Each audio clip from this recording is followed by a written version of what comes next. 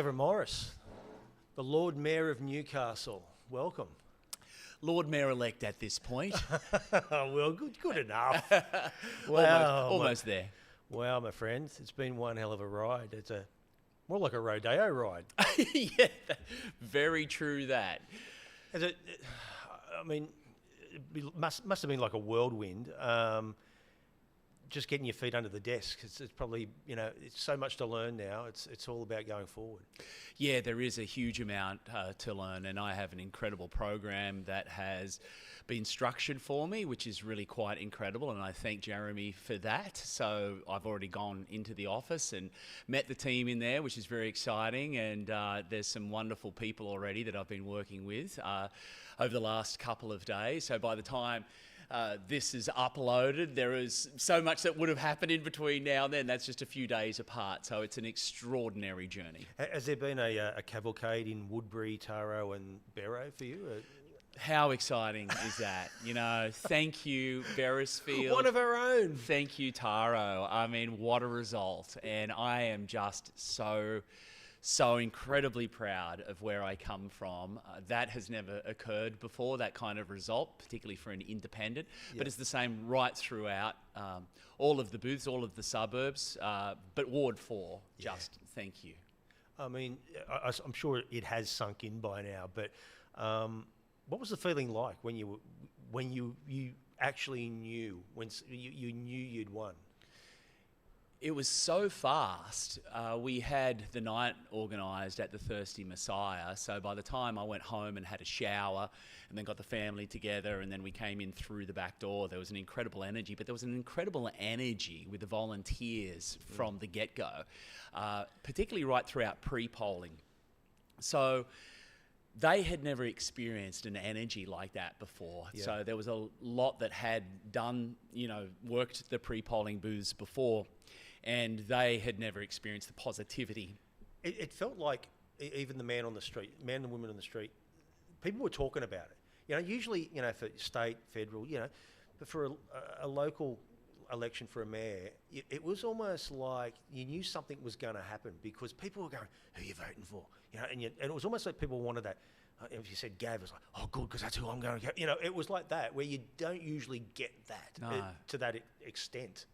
And it made democracy exciting, didn't it? Rather than a bit of a drag as well, which I want to carry over. The energy of this, I want to keep riding and pushing because it did create a sense of excitement of what is possible for us and our city in the future, where it had been somewhat clouded as far as the community is concerned for some time.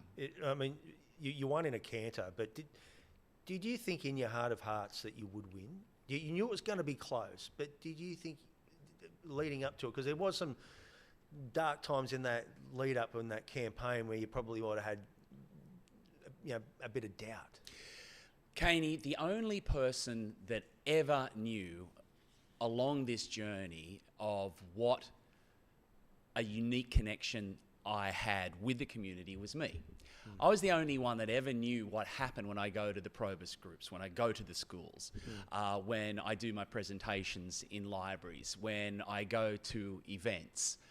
I knew that I had this incredible connection to the community. Would that translate into the political realm? I didn't know that. So the air of doubt was probably right at the beginning, taking the initial leap of faith. How will they feel about me moving from a stage that they'd only ever seen me at and connect with and move into this political arena? How will that translate? How will they feel about that? And then it became obvious very, very quickly that they were so incredibly happy about it. Yeah. And then once I started getting out and hitting the pavements, visiting the communities, getting into the shops, and then I was like, whoa, if what I'm feeling right now crosses over into voting day, this is going to be significant. So I knew in my gut that it was there. And it just kept growing. So I had a feeling all the way along that something was going to occur. Yeah. So after this win, some people believe that the podcast that you did with me was akin to Joe Rogan and Donald Trump, and where it was pivotal to Trump claiming office. There was a lot of reaction from that. Just as long as you don't want to invade Lake Macquarie or Maitland. Definitely not. And, well, by the time, again, this is uploaded, Anzac Day will have passed, but that is my speech on Anzac Day about using power, using war for oppression to push your agenda in a negotiation. It's not right. Yeah. I mean, your team that handled your campaign, they're very smart. They used snippets from our interview on the podcast, which I allowed all candidates. I said, go for your life, cut the best bits out, whatever you want to do. You were the only one that actually used that tool. And I looked back at that interview, and it really outlined who you were. And that's was so important, wasn't it? We had to use our nous. Remember that doing a campaign as an independent, you fund it completely by yourself. Yeah. Okay, so in the end, I'll be honest, I spent about 15 grand, and I did not raise 15 grand. So the money that I had to cover comes out of my own pocket. So we had to use everything that we had, and that was our smarts, and to use things like your podcast, everything that we could possibly grab hold of, and also push it in a positive manner. Along the journey, there was experienced political advisors and helpers that were saying, you've got to get into it. You've got to play their game. You are not going to win if you don't go down that path. And I stuck to my guns. There was at times you wanted to give in and go, you know what, that's dirty pool. Okay, so, and we didn't. And the reason that I didn't is because I feel and I felt that the community had enough of that behaviour. They just didn't need any more. And if I was going to go down there, they go, oh, no, don't do that, Gav. Don't do that. You're as bad as them. I felt that it would do more damage. So we stuck to that plan, and we're so proud. I'm so proud of my team and what we did and how we handled that. And there was a lot of things. I was taking phone calls out the front right now. Oh, this is happening. This shouldn't be happening. It's like, it's okay. Yeah. It's okay. Let it go.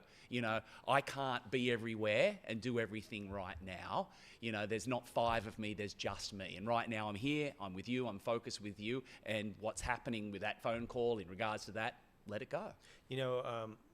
I knew you'd get over the line on election day. There was a sign. Kelly, my partner, we were walking, doing the Merryweather walk, and there's all these paragliders. I said, he's won.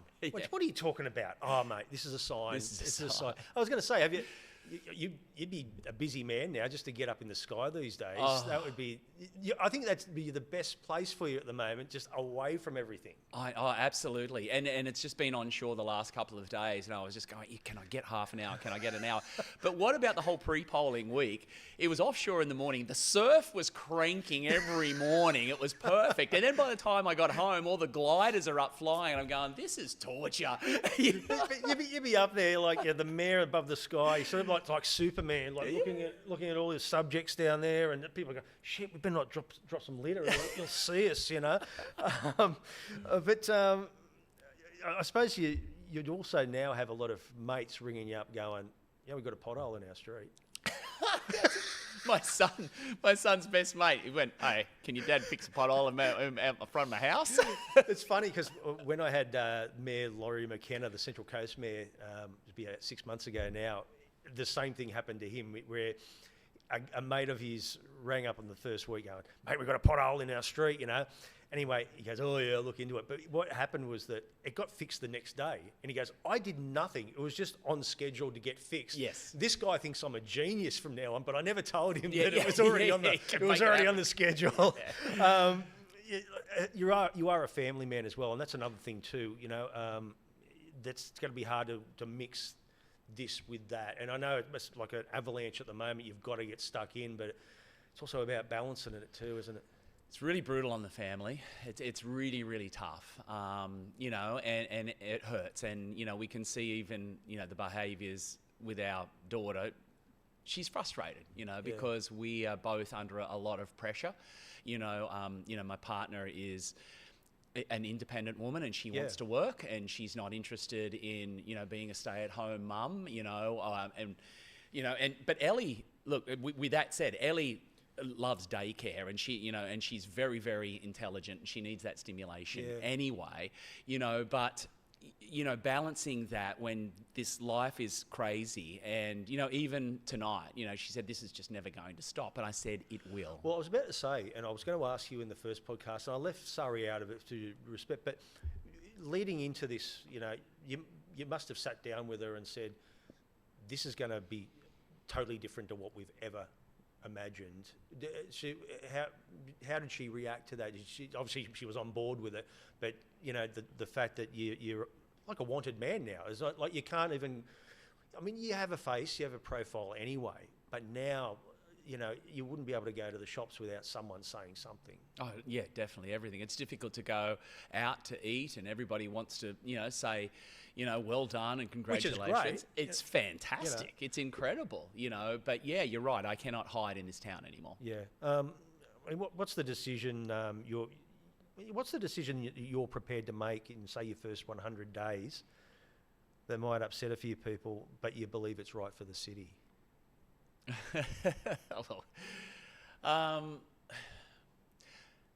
Look, that's a difficult question because I'm one vote. Remember coming in as Lord Mayor, I don't have this almighty wielding power that, I can cast and everybody will run and abide by. It just doesn't work like that. And I think that's going to be probably one of the biggest challenges of the misconception of it. It's a beautiful role, and it's, connected to ways in the past that also don't exist now in the current world. It's a modern version of Lord Mayor. So working within the confines of what I can do.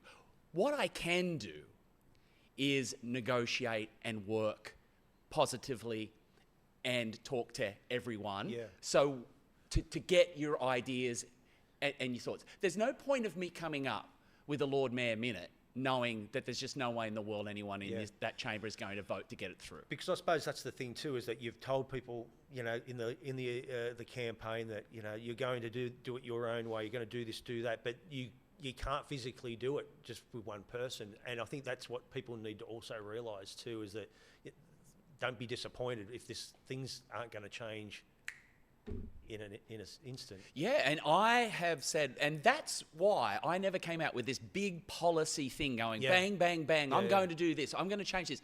I was not and never have been a politician, and I was never prepared to make all of these incredible promises that weren't going to be delivered upon.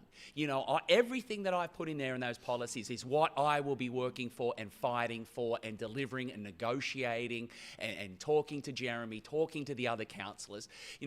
Remember that all of the councillors right now, they do have that essence of what's best for Newcastle, but some are connected to their political parties and their beliefs as well, particularly, the Greens, they have an incredible vision for their version of the city. And there's a lot in there that's aligned with me, that I go, hey, there's a lot of great stuff in there, and it's the same with the Labor Party. The Labor Party work really, really hard. They're a really good team, and they do get more across the line than any other. There are 5 of them in there. Of course, they've got and plus the fact we've got state and federal members that are Labor. So I can see that, how they can do. It's a beneficial to have that in a way, but I suppose it can't always be like that, can it? Over time, things change, and I think the big thing was that to get an independent in, and people would just love all of them to be independent. But it's independent minds. Yes. I think that's the most important thing, and not these political red and blue parties. Exactly. Well, what I want, my political party is the community and Newcastle, and that is purely my party, right? And that's who I, will govern me. And my decisions and everything I do will be for the best outcome for the city, for the community. Okay, so that also is going to align with a lot that is inside the political parties. There's a lot of great stuff from the Libs in there. There's a great stuff, you know, in the two other independents, you know, Peter and Mark. You know, there's a lot of great stuff in there. So every decision and everything that I'm working for is going, hey, help me to help you, and vice versa. Yep. Now, in the first interview I did with you a few weeks ago, there was a lot of things. To be fair, it wouldn't have been fair to ask because of the fact that you didn't have any skin in the game. Yeah. So I left it. But I'll just touch on a few issues you might be able to elaborate on. Yeah. I mean, the first, you know, the post office, Jerry Schwartz, he asked me to get your contact number. I gave it to him. And he's already reached out to you, hasn't he? He did, and I wrote to him today. So, you know, I responded and I said, I would love to meet you and I can't wait to talk. He's actually glad you won. But wouldn't that be great, you know, to get that over the line on your watch?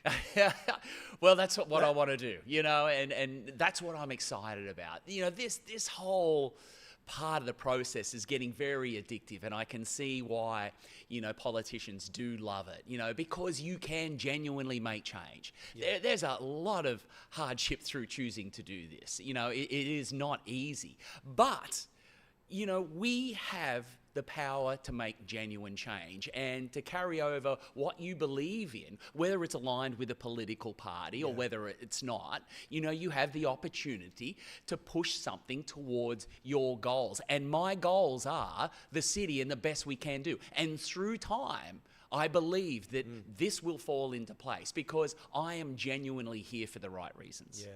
I mean, Jerry, I reckon I could see Jerry up in the sky with you, paragliding as well. Take it for a 10. Now that's a big insurance policy. I have to make sure that it's very ticked off. He's actually had to go to hospital about a week ago to get a hernia operation. But I didn't know this, but he does marathons. Did you know that? Wow. He did a couple of weeks ago. He went to the Gold Coast to do a marathon. That's great. Marathons hurt. My legs, I can't walk for a week when I've given it a shot. You know, I've never done a full one either. I don't know how you can run with the dreadlocks, man. But anyway, and another one, and I probably should have said this first, you know, because I think this is the most important one out of all the landslip at New Lambton Heights. Yes. And I'm just you put yourself in the shoes of the people. It's almost like there'd be a never end. It's just like I can't see the sun. I can't see the horizon here. It's going to take so long to do. And that's unfair, and it's not right. And that is certainly one that I really want to see pushed across the line as fast as possible. It should have happened by now. Because I tell you a couple of concerns. I really want the payout to occur. And I really hope that the state government steps up and you know, that is moved through. But what is worrying now is what was the value of the land when the landslip happened. Okay, now we're a year into the future. So now what's the value of the land worth? What's the value of the land worth next year, the year after? And where does that payment then sit? You know, are they going to be paid out the value of the land of when that happened? Otherwise, then they're going to be underpaid when they need to get back into the market again. So the quicker we can do it, the better it is going to be as far as the long... And allow that community, those, you know, families to just get on with their life from here on in. It's just horrible and it's unfair, and that needs to happen. Do you think also we all learn from our mistakes in what way we can handle things better? And, you know, that something like that could happen at Hickson Street. When you know, I think if you can learn from what you could do better with this New Lambton Heights landslip, you know, for future things that could happen, could arise, I think that's the most important thing, because again, it was just I suppose it's the clarity for most people, because you always put yourself in their shoes of what's going on, and it's almost like they want to be a vigilante and do it for themselves when they have to sadly be told you've got to just sit there and wait for the process to play out. I don't know. I obviously have not spoken to anybody, you know, in regards to the situation, but I suspect the concern is, what is the precedent that will be set? If there is a big natural disaster, like you're talking about, even bigger, more expensive properties, something larger. So if they do this on this scale, they're going, well, what does that mean for the future? I mean, you've got to remember when Newcastle was a mining town, this, you know, I mean, sinkholes opening up, all that sort of stuff. Yeah. Things like that can happen. Also, have we seen the last of Rising Tide? Rising Tide won't be here this year, that's what I know. They are planning to come back and protest again early next year, to what I know. Again, I don't have an almighty wielding power that can control that. Again, I have not spoken to the powers to be. I've spoken to Rising Tide and we've had some really good conversations. I expressed my concerns about my situation. If I were to be Lord Mayor, that was then. I said I was very upset, about, what happened with the cruise ships. So that's why they're not planning to come back at the end of the year. They're moving away from the cruise ships. So I think it's January, February they have on their calendar as far as, they see themselves coming along. And as I expressed to them, I said, you are the envy of the protest festivals around the world. Yeah. You were given great privilege. You had, the camping available there, the concerts. I love John Butler Trio. I love the Oils. I would love to go back to a concert, and it could have been something really fantastic, which it was, and it is. But the lines, were crossed by some of the members, because remember, this did come from Blockade Australia, and to a degree, they've changed to Rising Tide, but there is still that essence of Blockade Australia that exists within the ranks, and ask them, can you guarantee that is not going to occur? And they just simply cannot guarantee that. I mean, is it a case of trying to find some common ground and say, look, happy for you to protest, but just not that way? Yeah, look, I said my concern, if I were Lord Mayor, that what genuinely hurt Ross was his goodwill and faith was broken. Yeah. And if I come on and you say you're going to do this and it happens again for a third time, I'm going to be looked upon as a fool. Yeah. So I can't go down that situation. So, as I said to them, I said, what I would love to see is you choose another city, go protest there, and prove that that you can have this incredible opportunity to get your message across, and then let's come back and talk. But at this point, they see themselves as returning in January, February, and it would be, as I said, what they had was fantastic. They had a great opportunity, and I don't know, it was just kind of abused to a degree. And I suppose too, it's because you mentioned that it was worldwide, media coverage on that it's so that harbour is such a great tool to protest, to make things stop. It's almost like, I don't know what they could possibly do that would be as good as that. But you're always going to get an idiot, a few idiots that are going to go, I don't care what anyone says, I'm still going to jump in there and cause havoc. Yeah, and as I explained at one of the forums, when we had a young man that was outspoken and I could see he was shaken, and I said it's how I began. I was outspoken, to a politician when I was young about the pollution from BHP. I was very passionate about it at the time. But as a young person, I didn't fully understand that the whole economy of the city relied on BHP at the same time. And right now they're protesting against coal dust. And as I said, when we were kids, you couldn't see the coal dust from the pollution from BHP. That's right. So, the skies are clear now, but now we're protesting about the dust. The coal dust was always there, but we didn't even, pay any attention to it, in comparisons to the smell of sulphur, etc., that was coming across. But he was very passionate, and that's how I was as well. But I said to him, I sailed a ship, a 100-year-old square rigger, a true brigantine. There's only a few of these ships that are actually out there sailing on our oceans left. They are one of the most revered, respected vessels on the oceans, and it's a square sail. And that most respected ship on any ocean has to get out of the way of a coal ship. That is maritime law. Yep. Because why? Because they don't stop and they don't turn very well. So get out of the way. Exactly. And as I said, and how would I feel if I were, Lord Mayor, and I said, get out there, and there was a tragedy, and that young man's life was lost. Exactly. How would I feel? Exactly. Another couple of things. The last interview, you said that you're going to get rid of e-bikes. I'm glad that you're going to put that on the agenda. No, this is a serious subject. Yep. And as I said, we're not you can't get rid of e-bikes. They are the future. But getting out there in the community, and after that last conversation with you, I discovered how scared there are members of this community, how they are. Yeah. Genuinely scared. And what I witnessed, the behaviours that were happening on the bikes in shopping centres, Yep. and I witnessed it myself, standing there with a security guard going, "What, you don't do anything about that?" And he's gone, "No way, too Yeah. scared." Yeah. Because of what had happened in their community from, Yeah.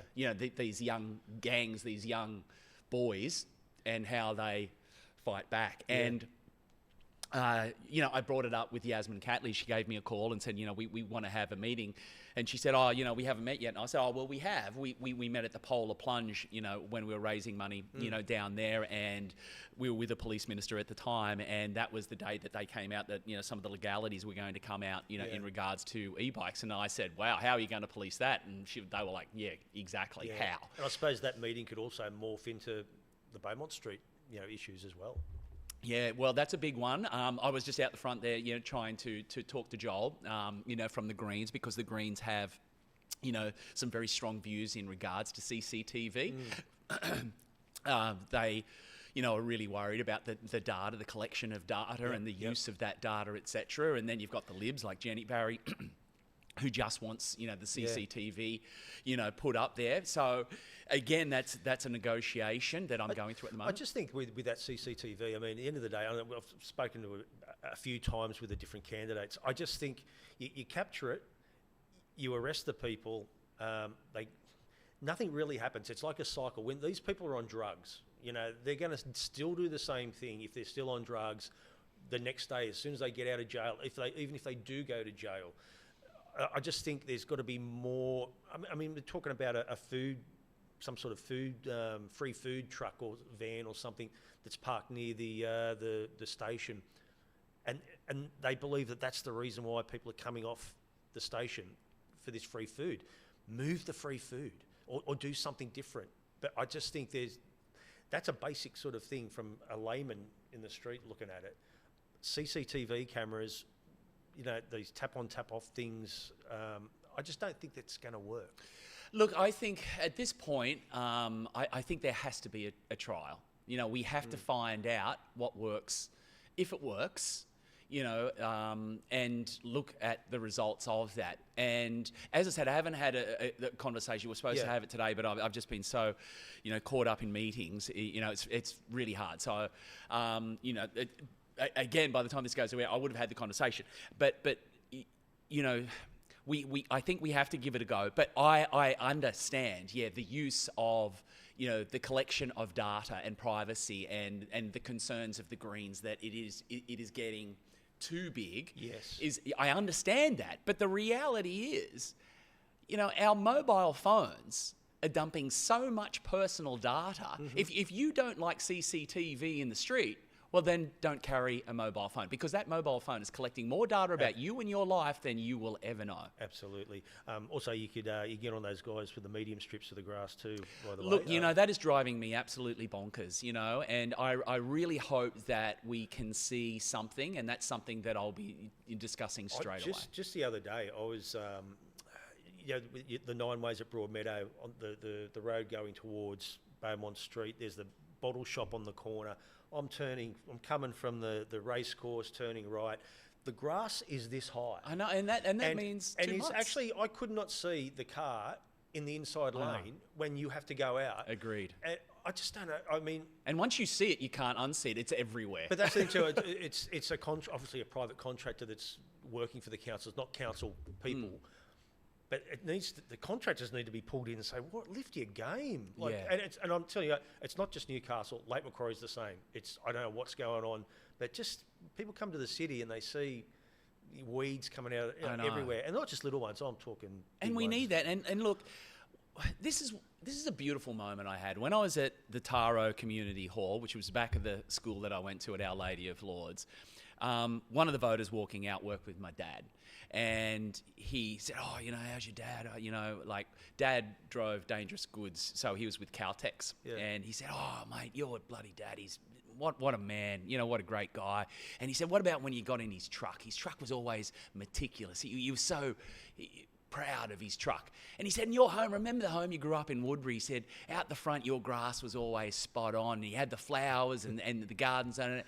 And he walked away and he jumped in the car, and I went, you know what? This is where all of this comes from for me. That Dad's sense of pride in his house, in his parcel of land, in Woodbury, and it was infectious. That beautiful looking after your little parcel of land. Then your neighbours go, oh, well, exactly. I got to clean up. Then the street cleans up. Then the suburb cleans up. Then the city cleans up. It's infectious, and we need that chain reaction to occur. And to trigger that, council, I would like to see play a role in it. And saying that, I can easily upset people that are in council or members of the wards, because they go, well, we are doing so much and we're doing everything we possibly can. And I don't want to do that. I don't want to upset them, because we are working really hard. They are working really hard. Council is working really hard. I know that. But when you're looking at it and you're seeing it going, well, hang on, can we move and get that chain reaction happen that creates an incredible sense of pride? We've seen it. This is how we began the forecast. There's an energy in this city over this election that just happened. And I want that energy to keep rolling over. I want it to roll over into my negotiations with the council, with my negotiations with the CEO, and for that to keep flowing into the city, and we all keep moving together. We move in that, same direction, because, looking after now all of those individual suburbs that are there, and then what's going to come, what's going to happen in Wickham, extraordinary. What's going to happen right throughout Broadmeadow, extraordinary. How are we going to deal with the housing crisis? That there are huge challenges there, because people don't want to leave their suburbs to go and live in 55s, plus clubs or communities outside of town. They want to live where they grew up. They want to downsize and free their houses up. So how do we do that? And we need that mid-size, housing, to allow retirees and downsizers to move somewhere. Another massive project, again, didn't touch this with you last time, the Queen's Wharf Brewery Precinct. Got a derelict building there, due to be knocked down. But that's a real key area, isn't it? For the whole nuts and bolts of around that part of the foreshore. What would you like to see go in there? Bearing in mind, and we brought this up, I think it might have been with Charlotte and Jenny Barry, the Queen's Wharf Brewery, which is still under lease till 2037. The perfect scenario would be to knock them all of it down and start again. But obviously the lease is in play.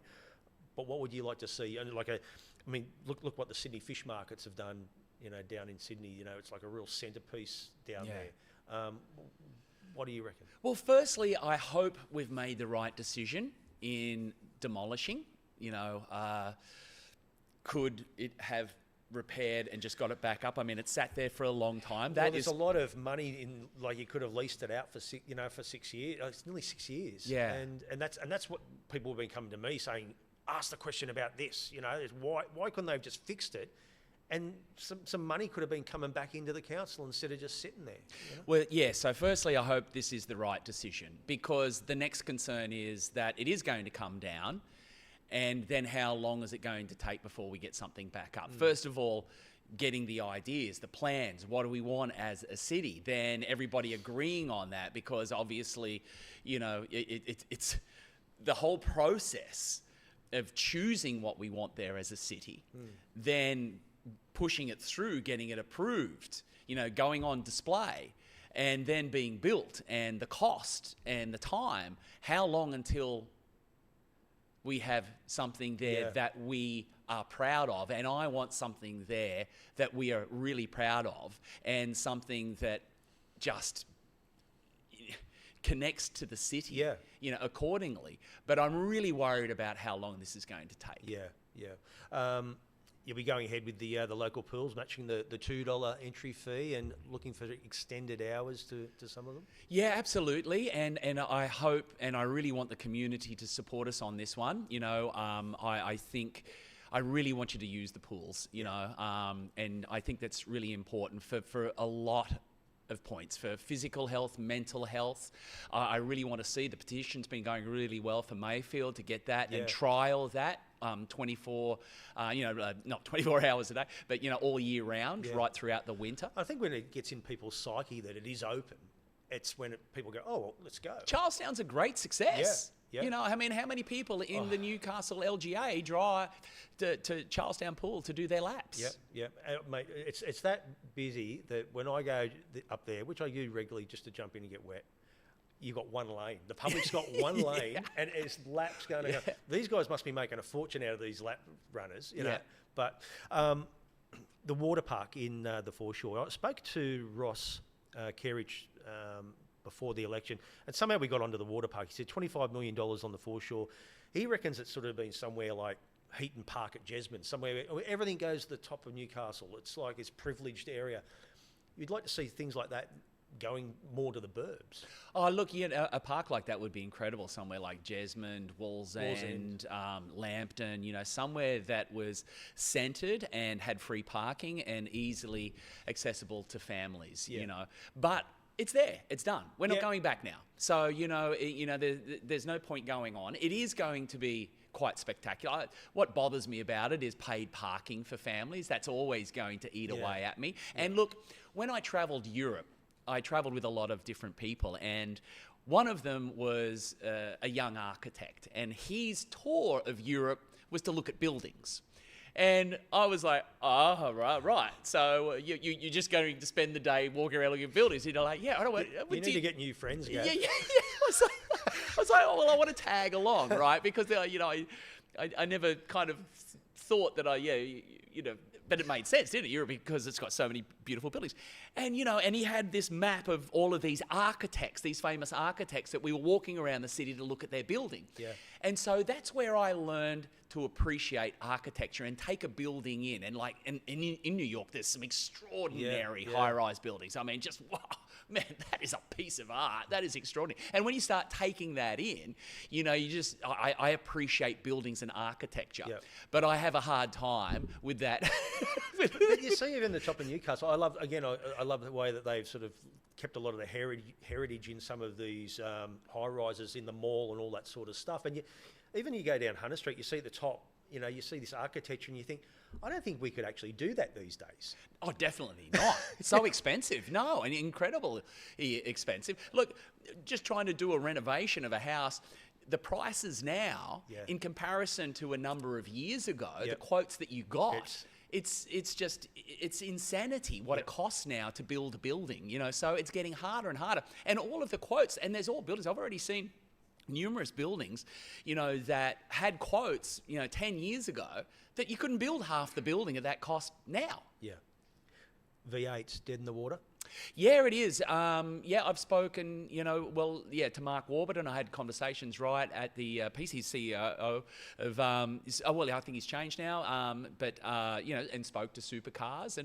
And this is what I did like about that conversation, that he understood that it was causing division in the city and really didn't want to play a part in that. And I spoke, to Rising Tide about that as well. The issue is I don't want division in our city. I want us to come together. And that's what I said. There was something great about what Rising Tide was I saw it coming together. You had this, but then these other things were occurring, and it was putting a bad taste, into the mouths of Novocastrians going, oh, well, hang on a minute, and so that disdain for that behaviour was growing. But didn't you find too, even just getting back on Rising Tide, what you're talking about, it's like when there's a group of people and there's some rat bags doing stuff, usually the majority that have got brains go, oi. Yes. Stop it, you're spoiling it. Yeah. But that, to me, that's just as culpable, the fact that no one stops the troublemakers. They say, listen, you guys are doing more harm than good for what we're doing here. We're getting the exposure. What are you doing? Yeah. I think sometimes they need to take a little bit of, put it in their own hands a little bit. Yeah, and that's what I said to him, just...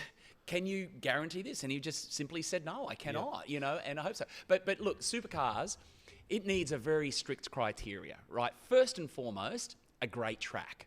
Yep. The reality is Newcastle looked amazing on TV, but it wasn't a great track. So we need that great track. You need the fans need to be able to see the race. You know, it was quite hard, you know, to see the race. You need great transport to and from the track, and you need great infrastructure out there, toilet facilities, all that kind of stuff. And you also need somewhere where the concerts can occur. You know, so you need that football field nearby. It's a lot of criteria to tick off. To stay on sport here, this is a little bit different here. I know you've been getting on the bandwagon with the Newcastle Jets, how great they've been going. Did you notice my colours? Yes. Did you? Yeah, there was a great story with that. No. You want to quickly tell? Or You go. Well, we're trying to decide the colours, you know, because it's very difficult because pretty much all of the colours have been taken by all of the political parties these days, and anything close to it is going to be lime. So the only thing that was left was like indigo, which is a form of blue, you know, and it's like almost a royal blue kind of thing. So I had that, and one of the colours, you know, that was presented to me in the early days was lime green, and it was like, you know, you've got to go with lime green. I can't. I don't want to go with lime green. And then I was looking at violet, which is kind of like a pink. You'd be sitting with Charlotte if you did yeah, that. Yeah, I know, exactly. And, you know, and obviously the blues look really good, but the crazy part is even the Labor Party went with blue on this, you know, round, you know, and I knew the Libs would be, you know, blue. And then I'm coming home from this meeting going, don't. And the cool part was, and I was thinking platinum, and then we thought, you know, then my partner said gold, and I went, I don't know. And anyway, I'm riding my scooter home from this meeting going, what am I going to do? And it was when the Jets had that run, was it about 6 or 7 in a row? Yep. And that day there was a game on, and I'm coming home in the sunshine, and there was this Jets fan going down the street, you know, with that beautiful Jets, the squares of gold, where one's really bright and shiny, and the other one's a matte finish. And I just looked at it in the sun, and I just rang up my team and went, Jets gold. We're going with Jets gold. You can thank the Newcastle Jets for your win as well. Yeah. But in it's serious. I mean, they've won the Premier's Plate, which some people have been reporting the minor premiership, but it's a much more than that. But keys to the city. I think the Jets actually got the keys to the city when they won the grand final in 2008. Can you get the keys to the city twice? Good question. I don't know. I don't. Why would you? Only if you lost the first set of keys. But I think the first key's in Con Constantine's office down at Park Lee. But I just think even without the grand final, even if they don't win the grand final, for what they've done this season, they've won the Australia Cup and the Premier's Plate, the first time they've ever done that. I reckon, you know... What about the first ever team, Freemans of the City? That'd be a beauty. I tell you one person I'd love to see. I don't know, she's late Macquarie. I don't know whether she's got the keys to see. Rhiannon Ifland, that cliff diver. She's won so many world championships. If she hasn't got the keys to Lake Macquarie, I think they live out at Nord's Wharf. So then Lake Macquarie. Yeah. So I was at on the election night. I was at the Roundhouse, and I sent you a message, and it just wrote, "Have you won yet?" And you replied, "Declan conceded," and I nearly choked on my oyster. And I replied, "So have you won?" Because I'm thinking, well, I don't want to tweet something, and Charlotte's bloody beaten you. You know? And you went, "We fucking did it." Did I write that? Yes, it did. Well, there's so many, yes. And we did. It was the volunteers, the people. Not one of my volunteers was paid, you know, and they worked so incredibly hard, and they just believed in this the whole way through. And this was a massive team effort. It was we and we as a community did it. But that was at 7:05. Oh, I know. It's like, how long have you been keeping this from me? I know. I was not expecting the phone call. I didn't expect Declan to call, and I stepped outside, and he just said, "Hey, look, the numbers are coming in, and I just want to congratulate you." And it was. Yeah, that was an overwhelming phone call. It was quite a surreal phone call, to be quite honest. You know, just, wow, what am I listening to here? Because I could see everybody just glued to the TV screen, you know, inside looking at the numbers. And I hadn't even had a chance to see that. I had no idea at that point. And, you know, so we had a great conversation. And, you know, I just said, look, you know, Declan, he is an incredibly hard worker. He must have been gutted. This is his life, you know, and this is why, you know, I want to be incredibly respectful, you know, through this, that he is so dedicated to his party, to council, to his work, to Hunter Water as well. You know, he just lives for it. I got to say that, and I don't expect you to say anything here, but this is my words. The lead up to the election was robust, which we expected. Declan, he was on the front foot. He mentioned that you had no credentials. I think one of the things that he said was that, would you let someone run a hospital if they have no experience in working in a hospital? What do you say to that? I mean, can you lead council? Absolutely. What I'm already embarking on is an incredible period of research, study, and already from the moment that happened, though, when I found out, I had an instant sense of calm and being in the right place and feeling that I am the person for this job. Yeah. I mean, personally, I thought his campaign was flawed on so many levels. And again, you don't have to say anything, right now about this. But the electorate seemed to have pretty much had enough of party politics, and that was evident. I said to Declan on this podcast that ditch the red Labor shirts, because honestly, the fact that federal Labor is honking at the moment, it's on the nose, wasn't going to be smart politically. It's like they just didn't read the room. He also had an air of confidence. I was going to say confidence. Arrogance, like he was going to win. And no one likes that. Now you can, confidence can somehow come across as arrogance as well. And I think that's what happened. And I think for someone that's been on council for 11 years, 7 as deputy, I was just astounded by his campaign. And to be honest, and I think the Labor head honchos will be going as, is this the man that maybe taking over Sonia Hornery's seat? I know he's got eyes for the seat of Wall's End, but it will be interesting. But do you feel that your result, this landslide result, has really made a lot of people in state and federal sit up and take notice, especially in this area? Oh, we always knew that a result like this would. I think one of the Sydney papers, called it or described it as the canary in the coal mine. Yeah. And I thought that description was quite befitting, because we've got a lot to come. We've got state elections coming, we've got federal elections coming, and the incredible part is we're back at council elections in another 2.5 years. That's right. So, this is an extraordinary time for Australian politics. I mean, you're going to say this is way too early because you're not even got the chains yet. But because of that result, the New South Wales state election, 7 months, March 13 next year, you could possibly vacate and win a seat. Considering those statistics, those results, or a strong independent candidate. There are all sorts of possibilities.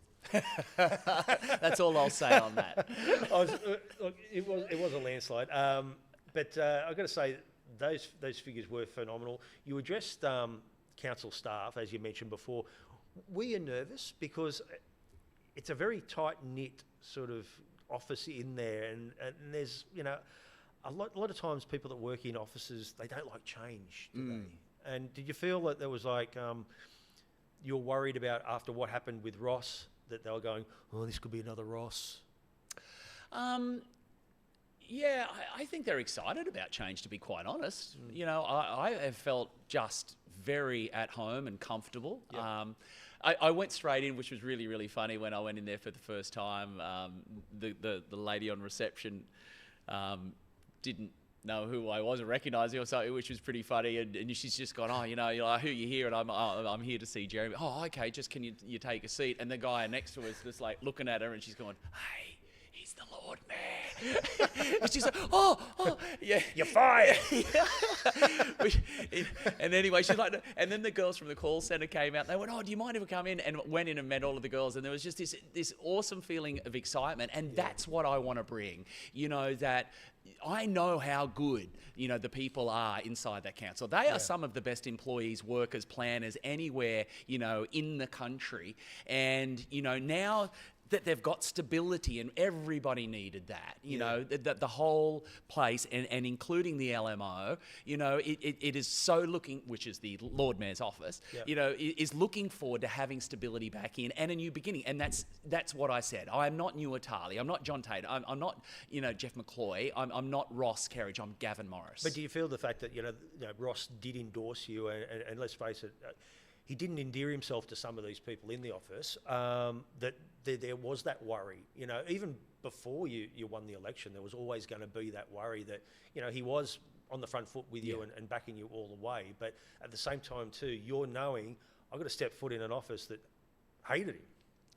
There is a great deal of curiosity about me, as it was worded. And that when I have spent time now with, you know, my team, they're excited, you know, but they're very curious, you know, because of, you know, the campaign and the connection and the battle.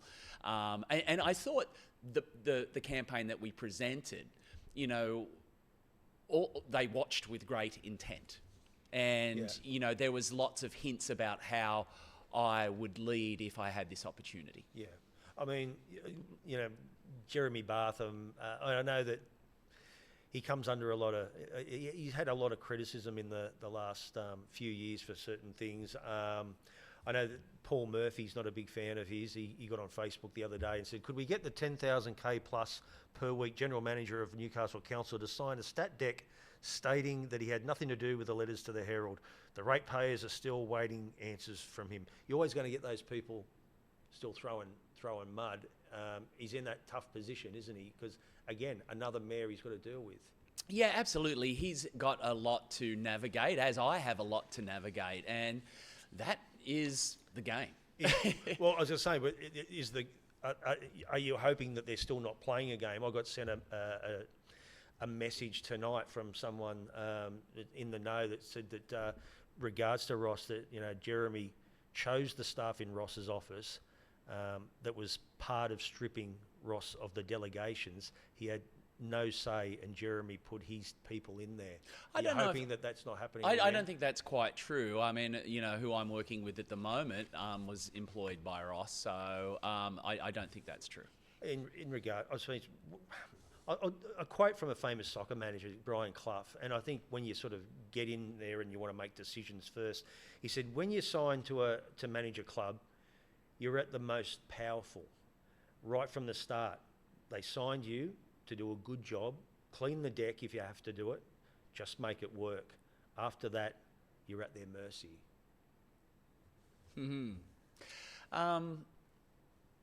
Yes. I mean, even we talk about party politics. I know that all the Labor people want to sit together in council meetings. Wouldn't it be great to say, hey, why don't we mingle? Why don't we mix? That'd be great. That would be a great thing, just like for that to happen straight off the bat.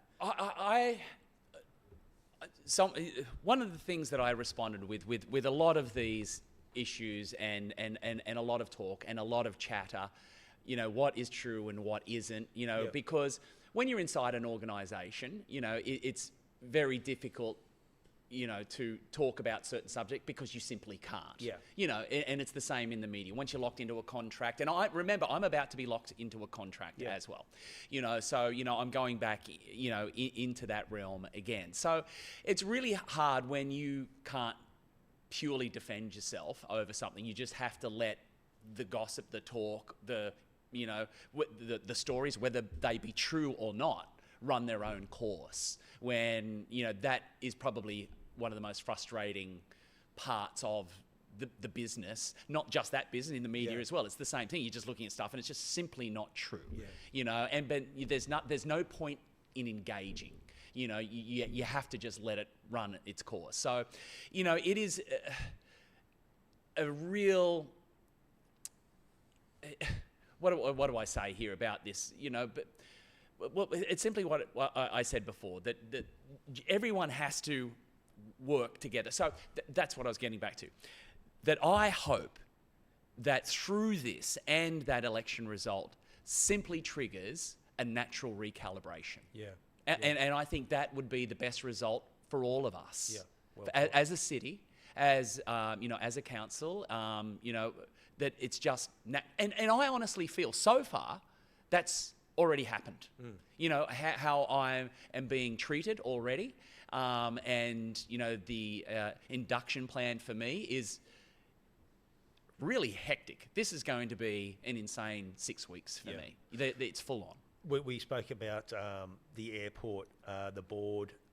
Ross, he wasn't on the board for conflict of interest. Do you feel you'll be offered a spot on the board, and would you take it if you? I don't know at this point. I haven't had those discussions yet, so I don't know where everybody sits in regards to that. So again, we've just got conversations, and I mean, I don't think you'd cop any flack from going on the board purely because I think there's a lot of things that have happened up at that airport that I think you need to sit in on as a mayor just to make sure everything's going, because there's a lot of the debt levels, all this sort of stuff. There's been things of the past which I think have been sort of let go because no one's been watching over.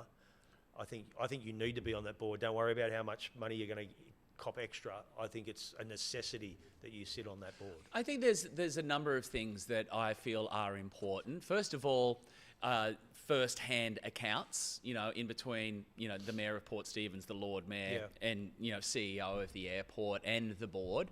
I think that is very, very important. As I said to you in the first podcast, what's really important to me is this airport is very successful. This is very, very important for our community. It's important for Newcastle, it's important for the Hunter, it's important for northern New South Wales. So that direct communication in regards to working to make sure that this airport is an incredible success is of the utmost importance. When are you getting your mayoral chains put on? It'll be on the 12th of May. Wow, I'd be wearing them. If I was the mayor, I'd be wearing them everywhere. I'd be going down the shops. I'd be like a gangster. Well, that question gets, you actually get asked those questions. Will you be wearing the robes and chains? And, you get asked everything, what would you like to be called in the office or whatever, so you get asked, and I've had all those questions asked. Sari going to be the mayoress? She's having a hard time adjusting to people calling her that. She, she is just so far removed, from that, and she feels that way. So it's an adjustment for all of us. Look, what is important to me is looking after the respect and the heritage of the role. It's a beautiful role. It's so great to have it, as a city. And, so as far as wearing the robes and chains, I said to them, well, I won't be going down to the pub and shooting pool in them, but I want to have them on when it is the right occasion to make the occasion special, whether it's a citizenship ceremony, whether it's the Freeman of the city. That's important to bring that piece of history that was given to us by King George, and we look after that. And that's something that I wanted the whole way through, that to bring that air of respect back, because I grew up with it and it seemed like such a big thing when I was a child. I think you should also bring back the car with the driver. Remember that? These are the flags on the bonnet. I know. I'd love that. I think Trudi was the last one that had that. But in a modern world, it's not going to occur. And even the Lady Mayoress thing has changed. It's not the role that it once was. And we have to understand that this world we live in, there's certain aspects of the role that we have to let go, and one of them is the driver, sadly.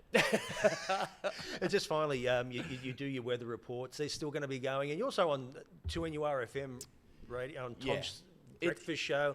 Difficult. I think pretty cool that the mayor's still coming on to do the weather. Absolutely. Well, as I said, it's a great connection for me in the community. It's linear for me. It's grounding for me. It is my hobby. I just happen to make my hobby my living for a period of time. I think that's what some people don't understand. People who have watched my career all the way through and all of the different things that I've done, they get it. For the ones that only ever saw me do weather or news, that's all they know me as. So that's completely understandable. But so forgot where I was going on that one. Well, I was going to say too. I mean, it wasn't that long ago. I've got very fatigued now. It wasn't. We're getting to the end. It just wasn't that long ago that you were, you'd left in NBN. Just amazing how quick this has happened. And at the time, you're probably going, "What am I going to do with my life? Where do I go? Do I go to Sydney? Because you could have probably went and worked for another network. You're that good.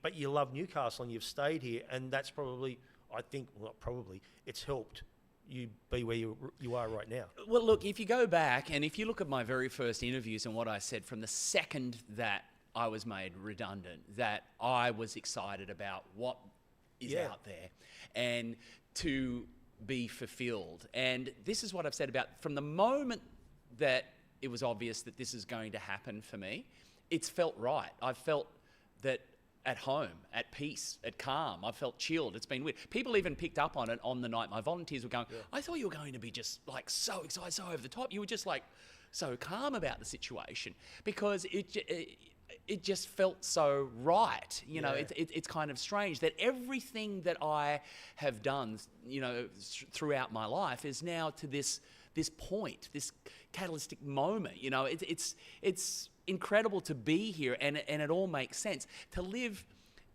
in your job when you are just quietly frustrated, knowing you've got so much more in you, and it's not being tapped into, it's not being used by the company. And then now I'm in this situation, it's like, wow, I'm fully extended. I'm now pushing myself to the utmost limits. And it would have been a case of you've still got something in you, but you just don't know what it is. Yeah, exactly. And my partner's had to deal with that for a long time, knowing that there's this inner frustration of, what I created in New York. And that was the thing. And I've always said, what happened in New York, that we were so successful and we did so well so fast, was because we were in the right place at the right time. Yeah. And I let everything go there because I went, I'll do it again. I'll build it again. But being in the right place at the right time is very difficult. And to know that you are in the right place at the right time, that comes with age. That comes with wisdom. And I knew that potentially I was going to be in the right place at the right time. Gavin Morris, has been a pleasure. Good luck going forward, and we know you're going to be a great mayor, and thank you for your time again for the second time on the podcast. Okay, thank you.